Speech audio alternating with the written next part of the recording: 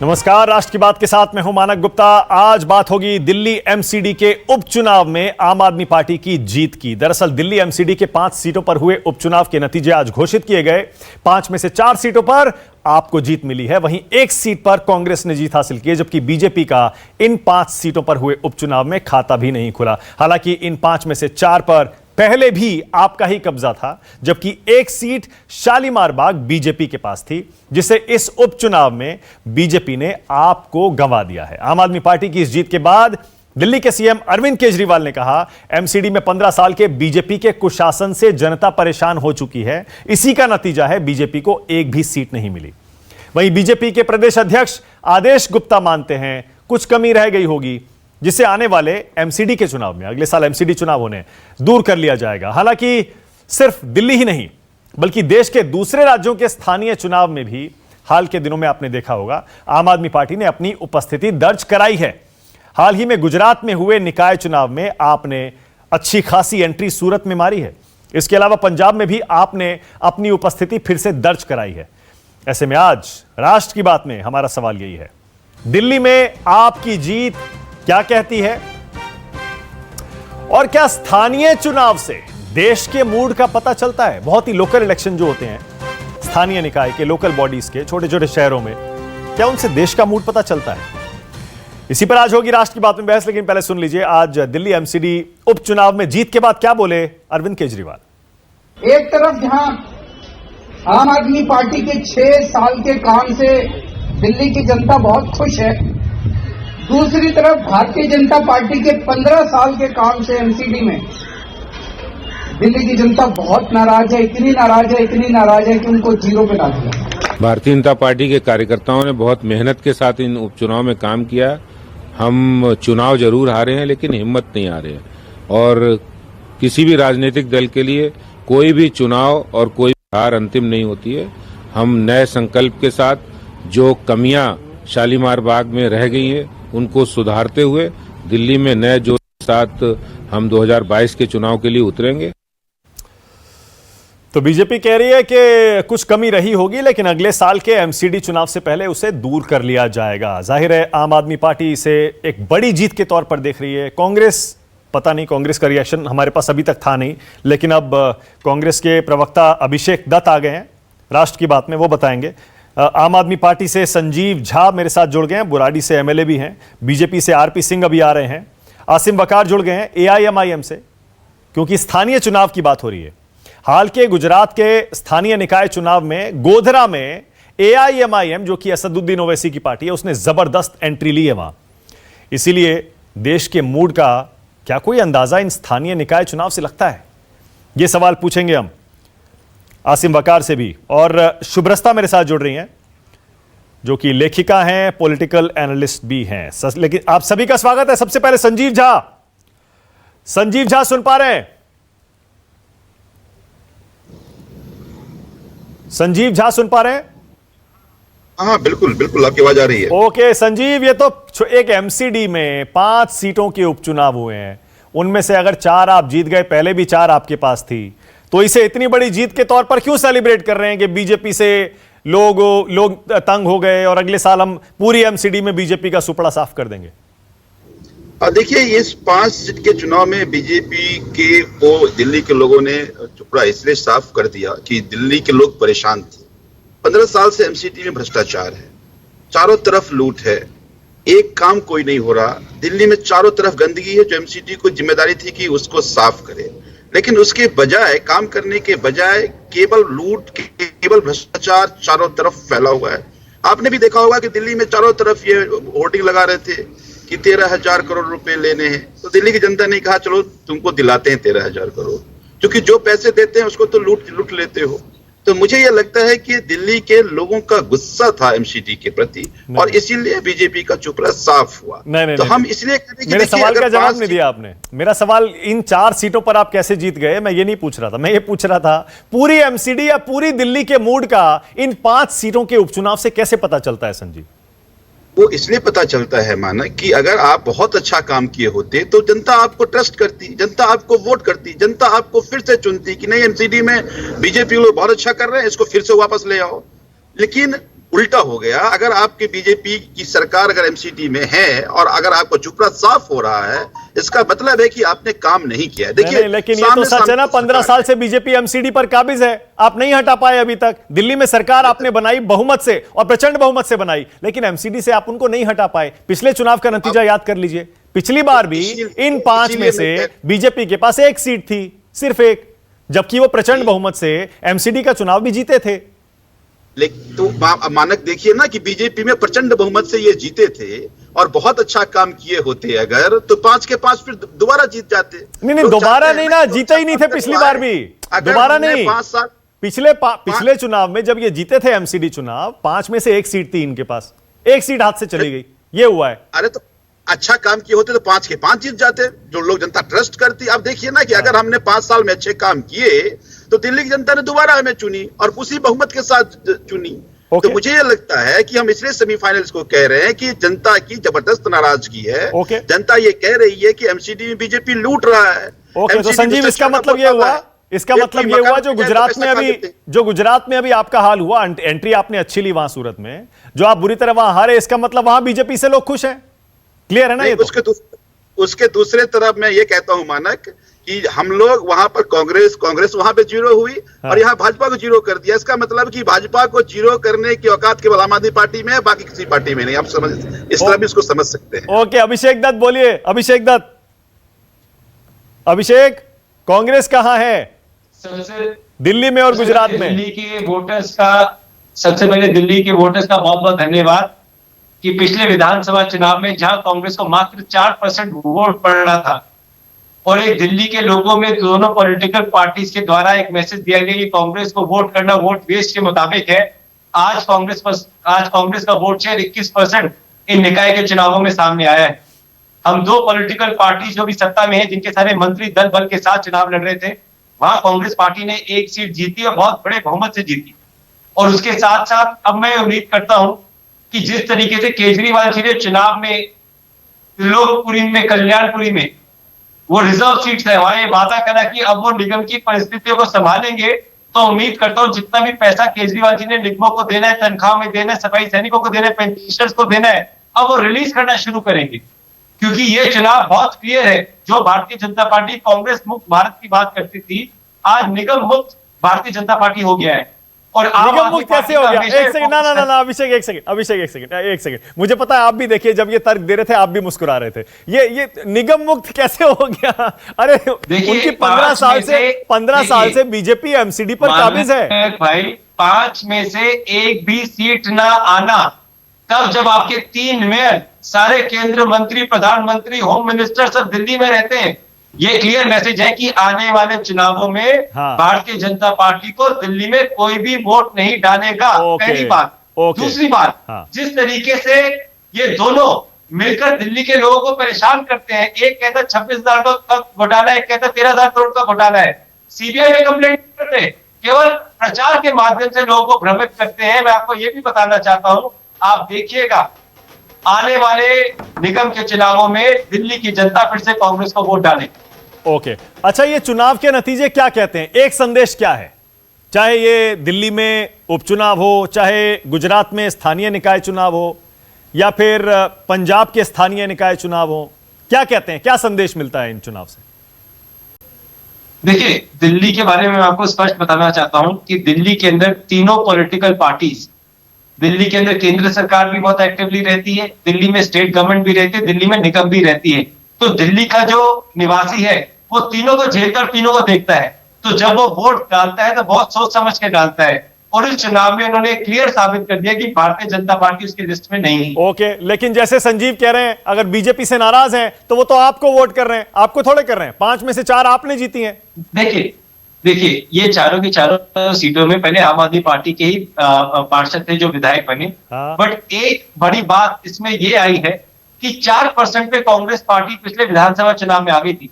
4% का मतलब 1000 में से 4 लोग कांग्रेस को वोट डाल रहे थे। वहां हमारा वोट शेयर बढ़ा और आम आदमी पार्टी का वोट शेयर घटा है इन चुनावों में। भारतीय जनता पार्टी का घटा है। कांग्रेस अकेली इन तीनों में एक पार्टी है जिसका 16% वोट शेयर बढ़ा है दिल्ली। Okay, all right. तो वोट शेयर जो बढ़ा है उसमें अभिषेक दत्त कांग्रेस की जीत देख रहे हैं, संजीव झा आम आदमी पार्टी की जीत देख रहे हैं, क्योंकि 5 सीटों पर उपचुनाव हुए जिनमें से 4 सीटें रिटेन कर ली आम आदमी पार्टी ने, मतलब वो सीटें बदल गई थोड़ी, लेकिन कुल मिलाकर 5 में से 4 जीत गए। आसिम वकार, एआईएमआईएम क्या मानती है? क्या स्थानीय चुनाव से कुछ मूड का पता चलता है, देश क्या सोच रहा है, या फिर बहुत लोकल चुनाव है, ये सिर्फ वहीं का मूड बताते हैं ये चुनाव?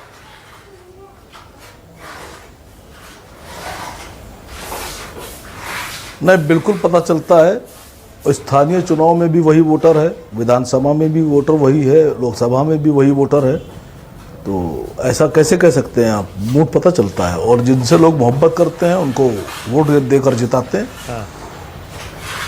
भारतीय जनता पार्टी का उतना वर्चस्व नहीं है गुजरात में। भारतीय जनता पार्टी की जो पहचान थी वो धीरे धीरे खो रही है, अब व्यापारी पार्टी बन गई है। अब भारतीय व्यापारी पार्टी हो गई है, कारोबार कर रहे हैं, पेट्रोल बजाय आम आदमी को सस्ता देने के व्यापारियों को फायदा पहुंचाने के लिए महंगा बेचा जा रहा है। कारोबार है नहीं। ट्रेन के टिकट 3-3 गुना बढ़ा दिए गए, 100 रुपए का जो टिकट था वो 300 रुपए तक कर दिया गया है। आम आदमी इफेक्टिव है, आम आदमी अब करारा जवाब देने के लिए राजी है। कांग्रेस ने भी वही किया, आम आदमी ने भी वही किया, बीजेपी ने वही किया, सारी पार्टियां एक पैटर्न पर चल रही हैं। इसीलिए भारतीय जनता पार्टी के गढ़मर मजलिस इत्तेहादुल मुस्लिमीन को जो सीटें मिली हैं, ये आने वाले भविष्य का संकेत है। ओके, आप देखिए ओके आसिम वकार, एक सेकंड, आपने कहा ओके, ऑल राइट, ओके एक सेकंड आसिम वकार, एक सेकंड। आपने ये जो अंतिम लाइन कही, मैं इसी को उठा रहा हूं। आपने जो अंतिम वाक्य कहा, आपने कहा आने वाले समय में गुजरात में क्या होने वाला है। ये तो ट्रेलर अभी हमने दिखाया है गोधरा में, जो हमने अपनी एंट्री ली है गुजरात के गोधरा में। आरपी सिंह भी आ गए, लेकिन पहले शुभ्रस्ता क्या वाकई, पहले चलिए आसिम वकार का जवाब दीजिए। वो कह रहे हैं गोधरा में हमने दिखा दिया है पूरे गुजरात में क्या होने वाला है, आम आदमी का भरोसा उठ रहा है, बीजेपी जा रही है गुजरात से। नहीं, मोदासा में देखिए मानक जी, वकार जी एक नेता हैं, और नेता जब टेलीविजन पर बात करता है तो उसको कमाल हो गया है। तुष्ट भी करना होता है। इत्तेहादुल मुस्लिमीन मेन विपक्ष पार्टी है। हाँ हाँ हाँ, बोलिए शुभ्रस्ता जी। तो इनको अपनी कॉन्स्टिट्यूएंसी उसको भी तुष्ट करना, उसको तुष्ट करने के लिए बात ठीक है, और इन्होंने कहा आगे आने वाले समय में भी शायद यही हो, इस तरीके की बात भी इन्होंने कही। मुझे लगता है जितने भी ये जो निकाय के चुनाव हुए, उनसे एक बहुत बड़ा टेक अवे ये है कि लोकल लेवल पर जो लीडरशिप है, वो चाहे किसी भी पॉलिटिकल पार्टी की हो, जो जीती है उसकी भी, जो हारी है उसकी भी। कई सीटों पे भाजपा हारी है, कई सीटों पे कांग्रेस हारी है, कई सीटों पे एआईएमआईएम हारे हैं, कई सीटों पे आम आदमी पार्टी हारी है। लोकल लीडरशिप का स्ट्रेंथन होना बहुत जरूरी है, उनका स्ट्रांग होना बहुत जरूरी है। जो देश के नेता हैं, जो नेशनल लेवल पर जिनकी अपनी छवि है, उनकी छवि के साथ साथ जनता के बीच काम करने के लिए जनता के जनप्रिय नेताओं को चुनना जरूरी है। मुझे लगता है एक बहुत बड़ा टेक अवे ये है। बाकी मैं असीम वकार जी की प्रतिबद्धता समझ रही हूँ, और इनफैक्ट जितने पॉलिटिकल पैनलिस्ट हैं उनकी प्रतिबद्धता समझी जा सकती है, क्योंकि अल्टीमेटली के काडर इनको देख रहे हैं, तो उनको भी सुनाने के लिए, उनको भी समझाने के लिए, उनका भी मनोबल बढ़ाने के लिए इस तरीके के दावे करने की जरूरत है, जो हर पार्टी करती है। आसिम वकार भाई भी कर रहे हैं, कोई दिक्कत नहीं है उसमें। अच्छा, मतलब आसिम वकार सिर्फ मजबूरी में ऐसा दावा कर रहे हैं क्योंकि उनको अपने कार्यकर्ताओं को, अपनी कॉन्स्टिट्यूएंसी को या अपने नेताओं को खुश करना है, आप ये कह रही हैं? जी बिल्कुल। और उसके अलावा भी मैंने कहा है कुछ, ऐसा नहीं है कि सिर्फ वही कह रही हूँ, उसके अलावा कॉमा लगा करके मैंने कुछ बातें और भी कही हैं, लोकल लीडरशिप के बारे में भी बात कही है। हाँ, वो सब भी सबने सुनी है, वो सब भी सबने सुनी है। लेकिन देखिए, ये तो मानना पड़ेगा ना, शुभ्रस्ता और आरपी सिंह, आप दोनों से मेरा ये सवाल है। पहले शुभ्रस्ता, मैं आपसे ही जवाब चाह रहा हूं। पिछले 6 साल में हमने देखा है देश के किसी भी कोने में, चाहे 4 सीटों के उपचुनाव भी क्यों ना हो, स्थानीय निकाय के, या फिर स्थानीय निकाय के पूरे चुनाव हो, या पंचायत के 2 चुनाव हो, जब बीजेपी जीतती है उसे इसी तरह दिखाया जाता है कि देखिए मोदी लहर चल रही है, बीजेपी की लहर चल रही है, पूरे देश में आम आदमी खुश है। इसीलिए अब जब दिल्ली में आम आदमी पार्टी और कांग्रेस ने 5 की 5 जीत ली और बीजेपी को 1 भी नहीं मिली, तो इसमें कुछ तो संदेश पढ़ना पड़ेगा ना।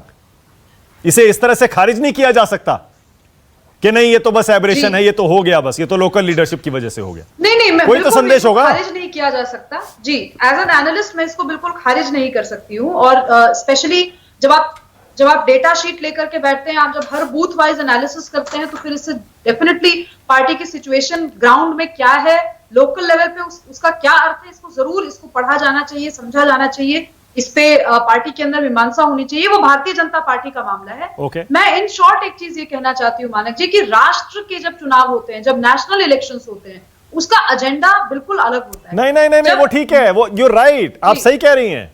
लेकिन देख लीजिए, मैं कह रहा हूं ना, पुराना पीछे जाइए, कुछ 6 साल जाइए, एक एक चुनाव, छोटा छोटा चुनाव भी बीजेपी जीतती है तो कहती है देख लीजिए पूरे देश खुश है, मोदी लहर चल रही है, बीजेपी की लहर चल रही है।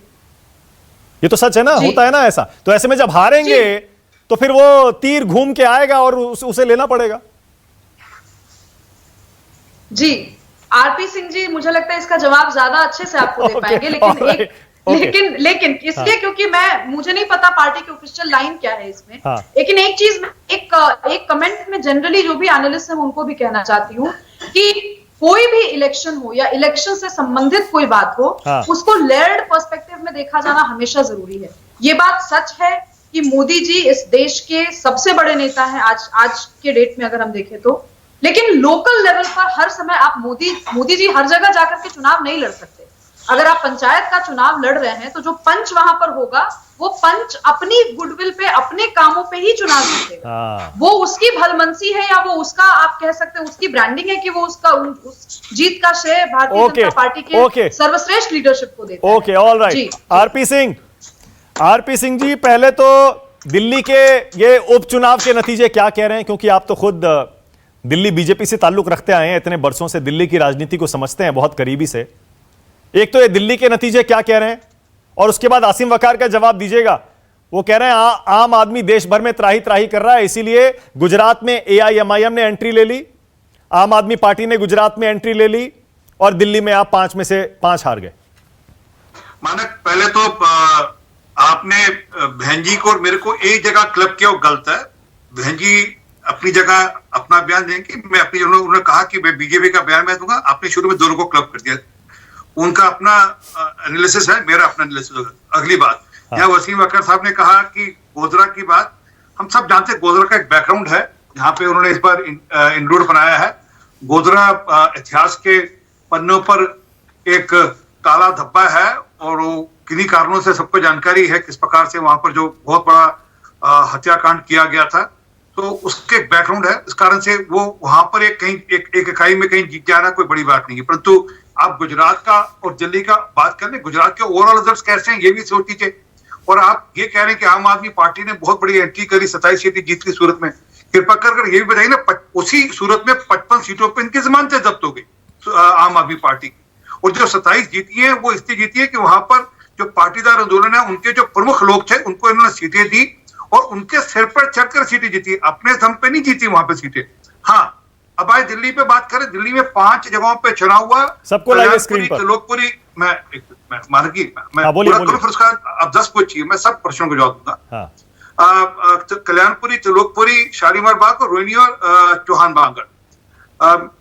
अभिषेक बहुत समझदार और सूझवान प्रवक्ताओं में से, और मैं इनका इस बात पर भी आदर करता हूँ कि ये खूब अच्छे ढंग से चीजें एनालाइज कर उसको अपने परिप्रेक्ष्य में ठीक रखते हैं। उन्होंने कहा कि जहां 4% से 20% वोट आ गया, अभिषेक अच्छा होता अगर 20% वोट लेते तो मैं भी आपकी तारीफ करता, परंतु वो 20% वोट एक सीट तक कन्फाइंड है चौहान बांगड़ पर, पूरी सीटों पर डिवाइड करते तो हम मानते हैं ठीक था। परंतु ठीक है, आपने अपनी एनालिसिस करनी, पेश करी आपने एनालिसिस।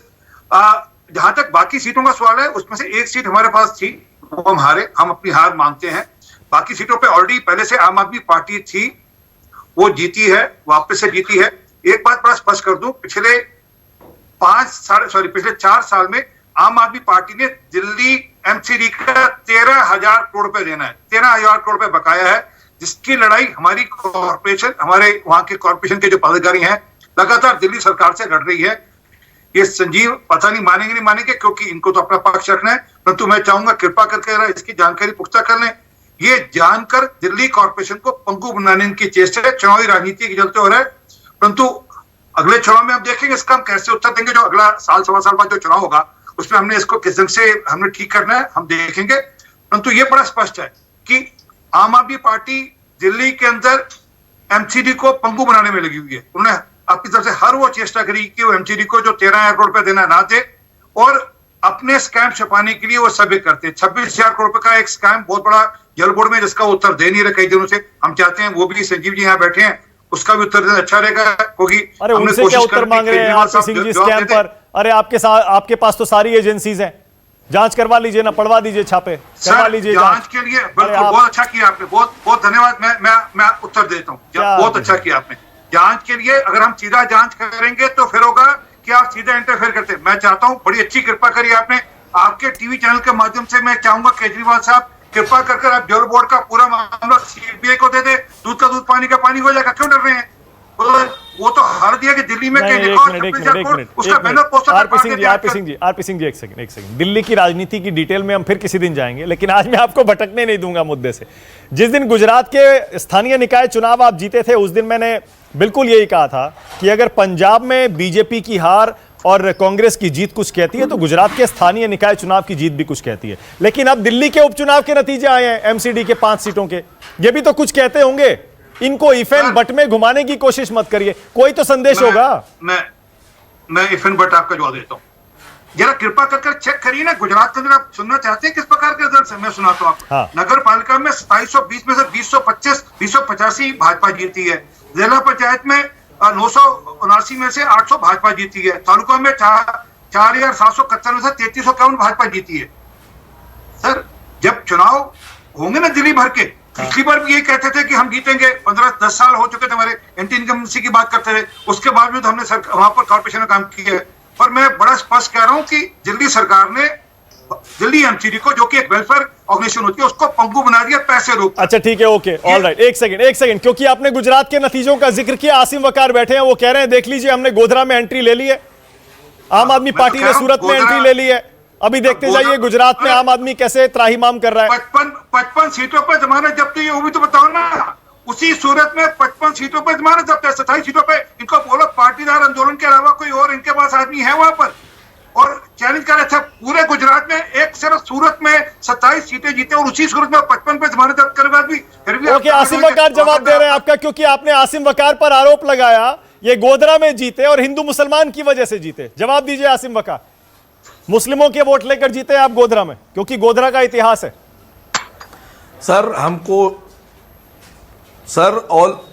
सर एमआईएम इकलौती पार्टी है जिसके चुनाव निशान पर हिंदू बहनें भी जीती हैं, हिंदू कैंडिडेट भी जीते हैं। बताएं बीजेपी वाले कितने मुसलमान को जिता के लाए? एमआईएम जिता के लाई हिंदुओं को। देखिए, हिंदू मुसलमान का सवाल नहीं है। गोधरा में हमने सिर्फ 8 कैंडिडेट लड़ाए और हम 7 सीटें जीते, 1 हारे। अब आप बताइए कि बीजेपी का रिजल्ट बेहतर हुआ या परसेंटेज हमारे पास ज्यादा है? हमने मोदासा में 12 सीटें लड़ाई, हम 9 सीट जीते। मेन विपक्षी दल अब हम है, कांग्रेस नहीं है। विपक्ष की कुर्सी पर एमआईएम बैठेगी सदन में। अब आप ये बता दीजिए, 12 लड़ा रहे हैं, 9 जीत रहे हैं, 8 लड़ा रहे हैं, 7 जीत रहे हैं। हम हिंदू भी लड़ा के जिता के लाए, दलित भी लड़ा के जिता के लाए, हमारे पास सभी कम्युनिटी के लोग जीत के आए हैं। पहले तो भारतीय जनता पार्टी अपनी लिस्ट जारी करे कि कितने मुसलमानों को टिकट दिया और कितने जिता के लाए। सर, ये मजलिस इत्तेहादुल मुस्लिमीन और असद ओवैसी साहब का ही कलेजा है कि 8 में हिंदुओं को देकर टिकट जिता के ला रहे हैं। आप 800 में मुसलमान जिता के ला पाएंगे? आप हमारा मुकाबला कैसे कर रहे हैं? बात आपकी, आप पूरे भारत में इतने एमपी हैं, आप एक को टिकट न दिया, आपने एक जिता के लेके नहीं आए। आप एमआईएम को मुकाबला नहीं कर सकते सर, नहीं कर सकते।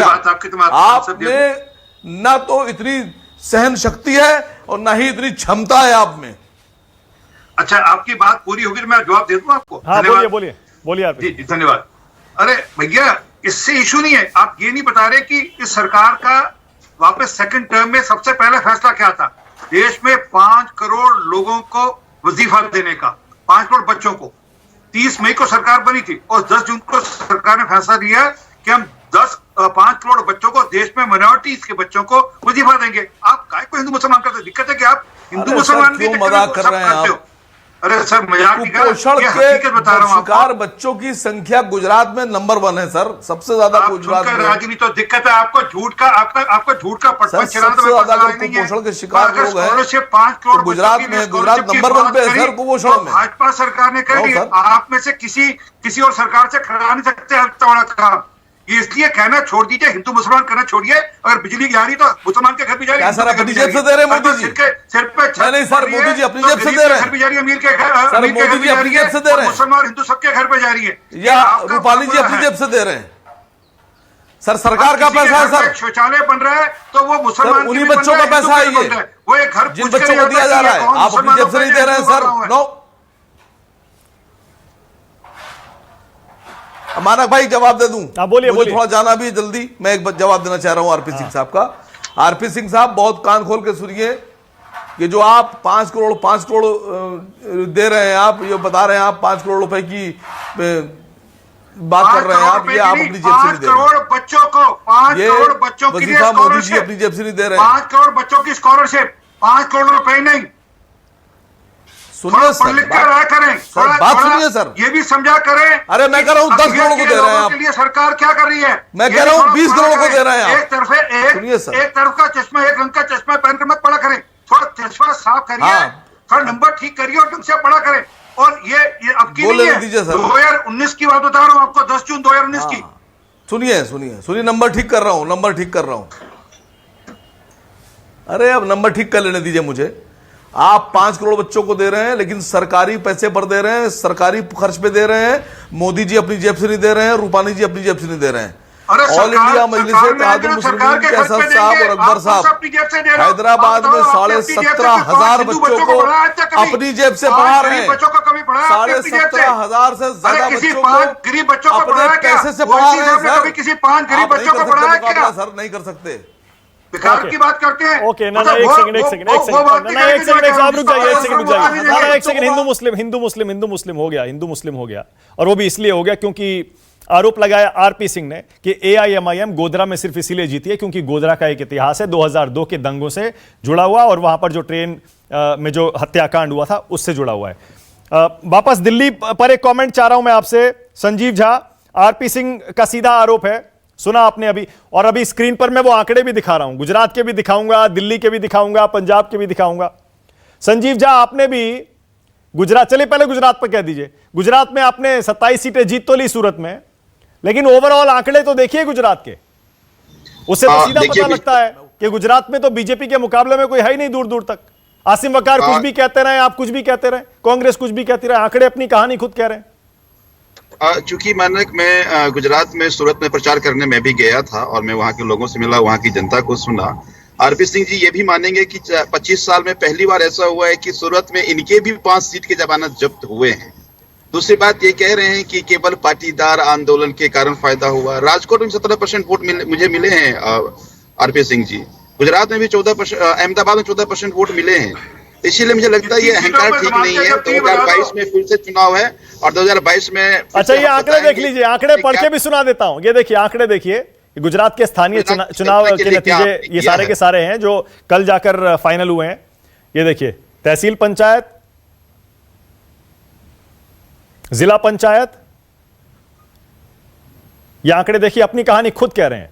और नगर पालिका 2720 में से 2085 सीटें नगर पालिका में बीजेपी ने जीती हैं। तहसील पंचायत में 4771 में से 3351 बीजेपी ने जीती, और जिला पंचायत में 979 में से 800 बीजेपी ने जीती हैं। संजीव झा, और आप कह रहे हैं बीजेपी, और आसिम वकार कह रहे हैं बीजेपी की उल्टी गिनती शुरू हो गई गुजरात में।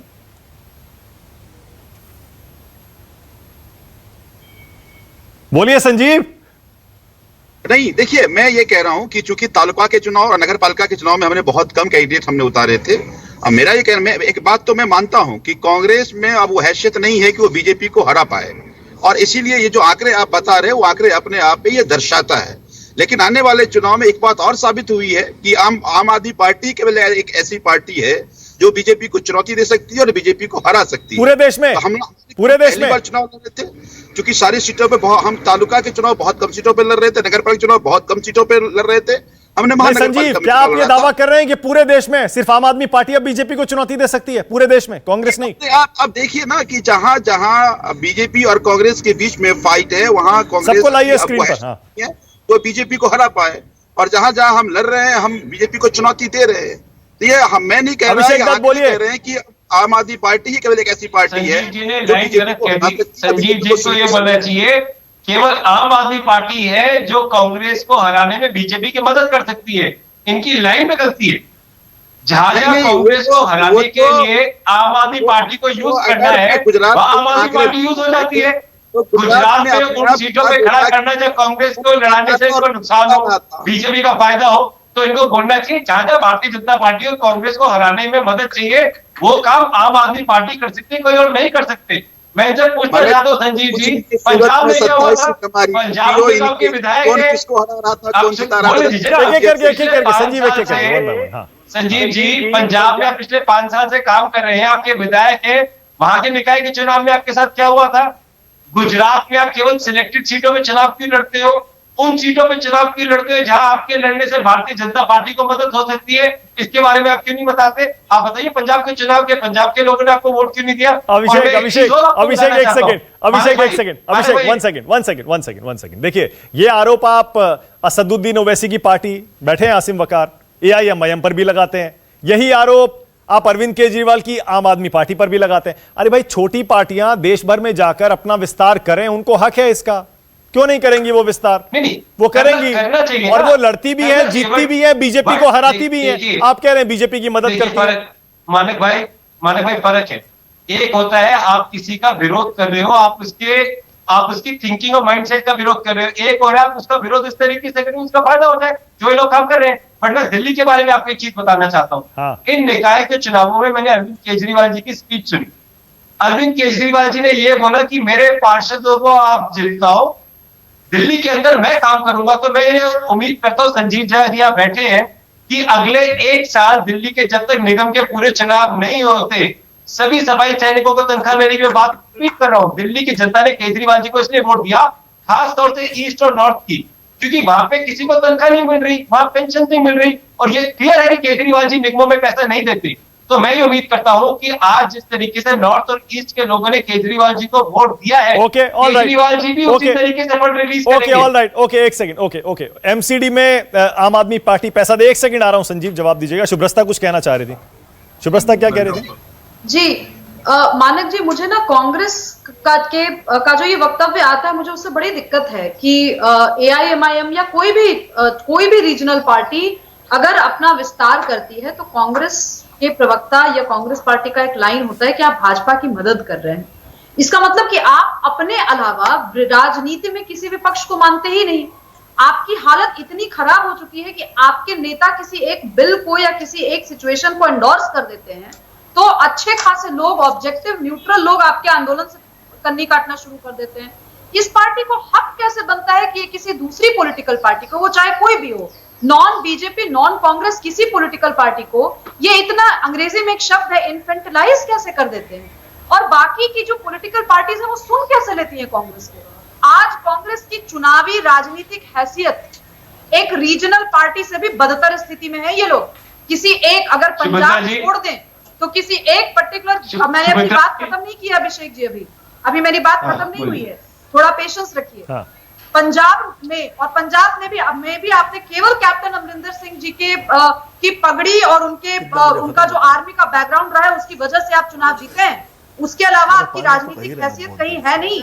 आप लोगों को कैसे, मतलब अंदर से ये इंस्पिरेशन कैसे आता है कि आप किसी भी रीजनल पॉलिटिकल पार्टी को धता बता दें?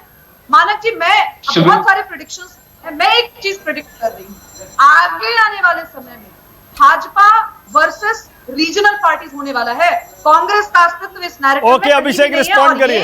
और ये लोग बोलिए अभिषेक। मानिक भाई, पहले तो बहुत बहुत धन्यवाद कि आपने भारतीय जनता पार्टी से 2 प्रवक्ताओं का यहाँ बिठा रखा है, क्योंकि उससे पहले भी जब सुभद्रा जी ने बात रखी तो बहुत क्लियर रखा था। प्लीज, आप बोल रहे थे, मैं नहीं बोल रहा था। मैं रिक्वेस्ट करूंगा कि देखिए, मैं जब आप बोल रहे थे मैंने नहीं बोला, आई एम सॉरी। आप जब बोल रहे थे तो आपने, आप जब भारतीय जनता पार्टी की लाइन फॉलो कर रही है तो आपने कीजिए। आप प्रवक्ता, मैं बोल रहा हूँ, आप जिस तरीके से स्टैंड ले रही हैं, आप पहले लाइन ले रही हैं कि भारतीय जनता पार्टी के बारे में कि मैं आपको दर्द हुआ, सच बोला तो आपको दर्द हुआ, आपको दर्द हुई, सच आप सुन नहीं सकती।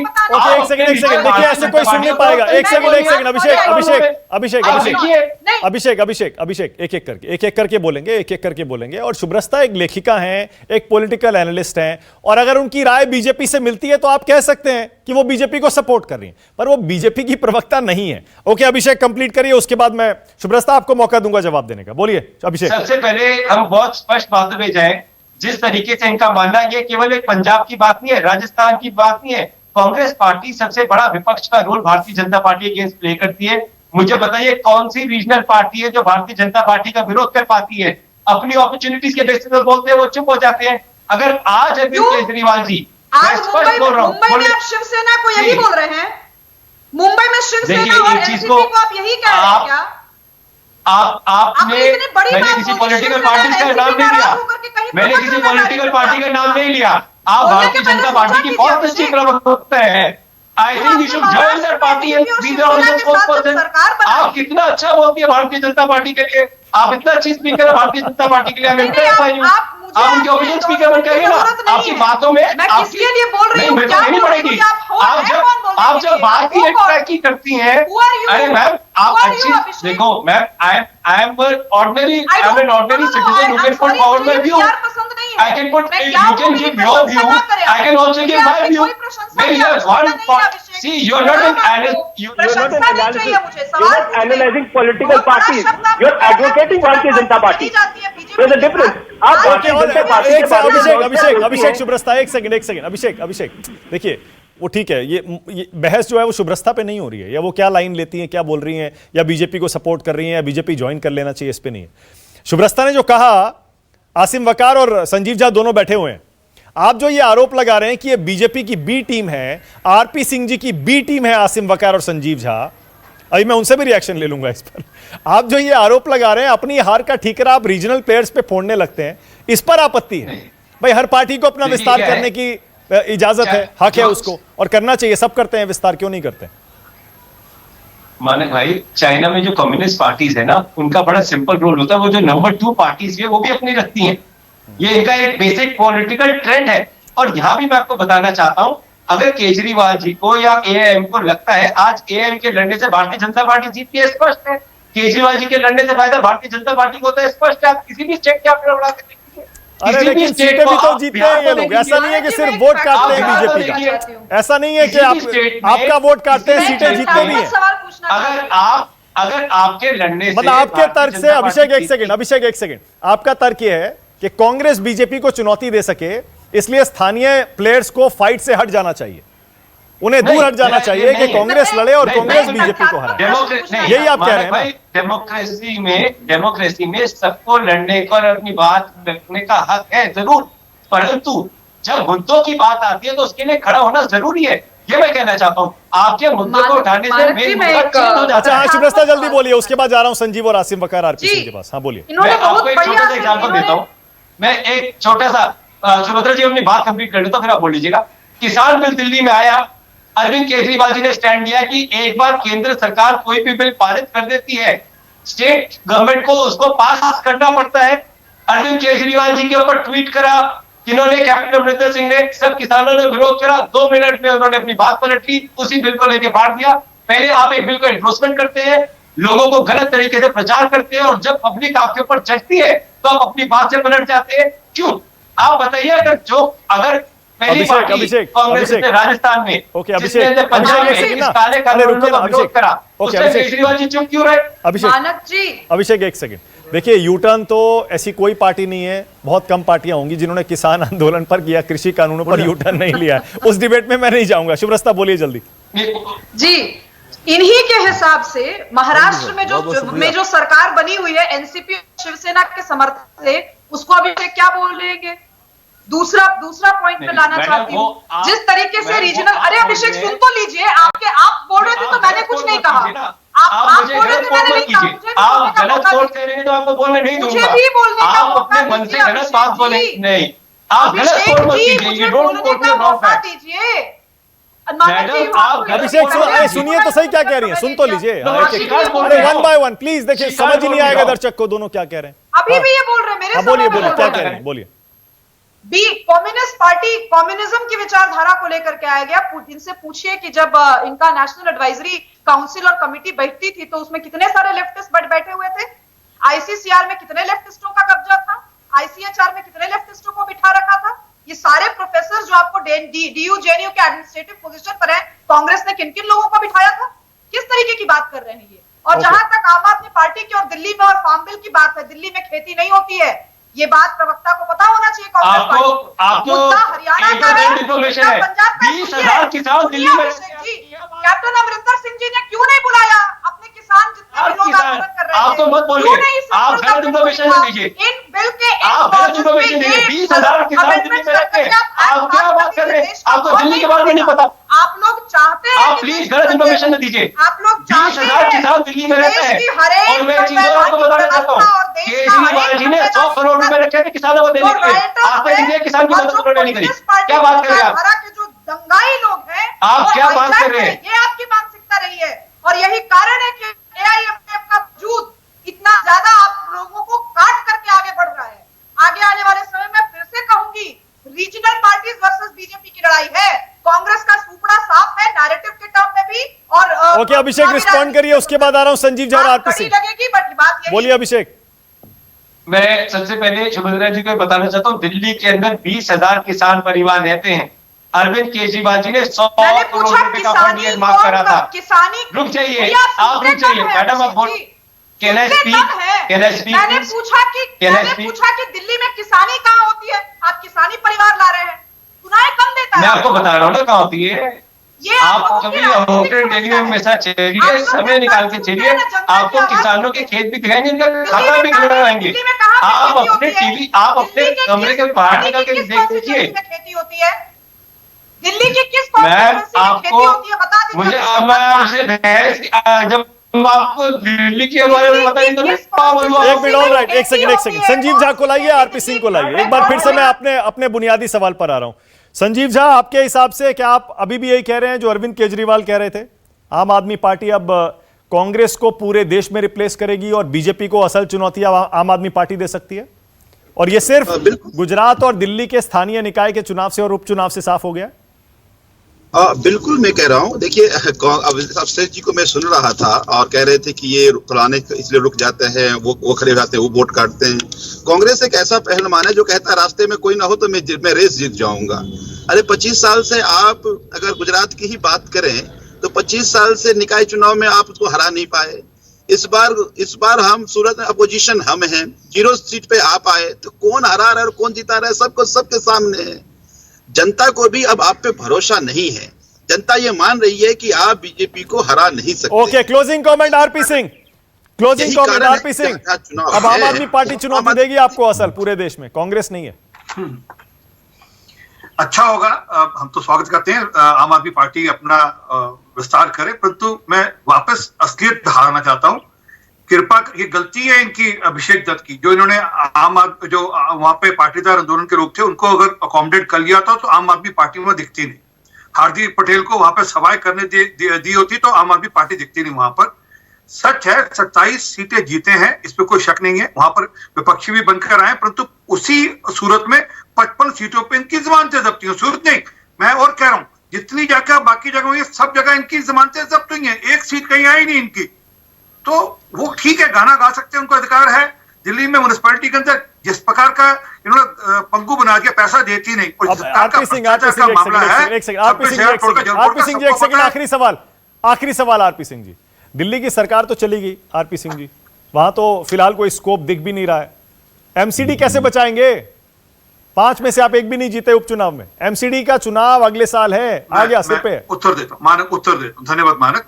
पिछली बार भी यही कहते थे कि हम एक भी नहीं जीतेंगे, तीनों कॉर्पोरेशन में हम जीते, हमने बनाए। 10 साल की एंटी इनकम्बेंसी थी, फिर भी हमने बनाए। चिंता मत करिए, हम उत्तर देंगे और यहाँ पर तीनों एमसीडी वापस। ओके, ऑल राइट, इसी नोट पे खत्म कर रहा हूं। आरपी सिंह कह रहे हैं देखते जाइए, अभी 1 साल है चुनाव में, जो कमियां रह गई हैं दूर करेंगे और चुनाव जीतेंगे। बहुत शुक्रिया लेकिन आज इस गर्मा गर्म और दिलचस्प बहस के लिए। तो जहां जो पार्टी 2 सीटें भी जीत लेती है, उसे अपनी जीत बड़ी जीत के तौर पर दिखाने की कोशिश करती है, और जहां वोट शेयर बढ़ जाता है जाहिर है उसे भी अपनी जीत के तौर पर दिखाने की कोशिश करती है। लेकिन हो सकता है थोड़ा बहुत मूड पता चलता हो स्थानीय निकाय चुनाव से देश का, लेकिन पूरे देश का मूड बड़ा मुश्किल है। ये हिंदुस्तान है, हर इलाका अलग है, हर स्टेट अलग है, हर गांव शहर कस्बा अलग है। बहुत शुक्रिया आप सबका राष्ट्र की बात में आ जाने के लिए। छोटा सा ब्रेक ले रहे हैं, फौरन लौट रहे हैं। नमस्कार, मैं हूं मानक गुप्ता। अगर आपको हमारा ये वीडियो पसंद आया हो तो इसे लाइक और शेयर जरूर करें, और हां, हमें सब्सक्राइब और फॉलो करना ना भूलें ताकि आप देश और दुनिया की कोई खबर मिस ना करें। तो जुड़े रहिए हमारे साथ और देखते रहिए न्यूज़ 24।